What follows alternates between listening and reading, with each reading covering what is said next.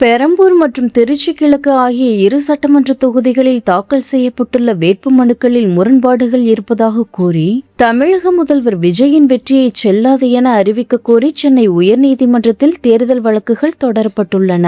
இந்த மனுக்களை விசாரித்த நீதிமன்றம் அவற்றில் உள்ள சில தொழில்நுட்ப குறைபாடுகளை நிவர்த்தி செய்ய உத்தரவிட்டதோடு இது தொடர்பாக 3 வாரங்களுக்குள் விரிவான பதிலளிக்குமாறு தமிழக முதல்வர் விஜய்க்கு நோட்டீஸ் அனுப்பியுள்ளது.